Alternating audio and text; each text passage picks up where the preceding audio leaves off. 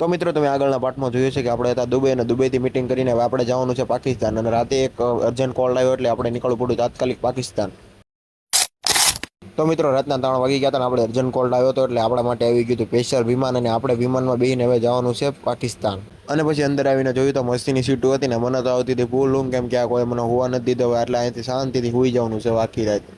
અને હું ટેસ્ટથી હોતો હતો સવારના 6 વાગે પાયલોટ આવી ગયો કે એ સાહેબ કે વિમાનમાં કાંઈક પ્રોબ્લેમ છે કે તમારી સિવાય કોઈ હરકું નહીં કરીએ એટલે મને જગાડીને પછી મને બોલાવ્યો. અને પછી મેં બધું આવીને ચેકિંગ કરીને જોયું તો આ એક ચાપ પાડવાનું ભૂલી ગયો હતો. क्या गुंडा बनेगा रे तू अलग ही लेवल का बंदा था. અને પછી આપણે એને પ્લેન રિપેરિંગ કરી દીધું એટલે પ્લેન હાલતું હતું ચક્કાચક ને જલ્દીથી કરી નાખ્યું લેન્ડિંગ. અને પછી આપણે મોડું થતું હતું એટલે જલ્દીથી આવી ગયા આપણે પાકિસ્તાનમાં. અને આ રે એની બજાર અને આ રે અહીંના લોકો.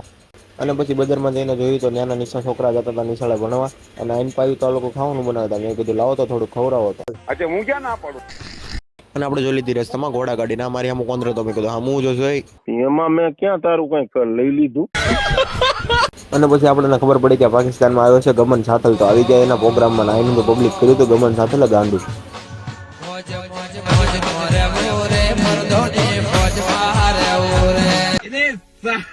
અને પછી રાત્રે આવી ગયા આપણે કમાના પ્રોગ્રામમાં ને કમાએ તો એવી રડ નાખી કે આખા પાકિસ્તાને ધ્રુજાવી દીધું.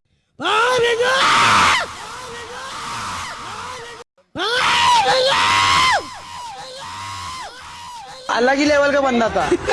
અને પછી આપણે એવી ગયા વાડિયા તાપણો કરવા તો અહીંયા થયો ગોળીબારને આપણે ભાગવું પડ્યું લંડન.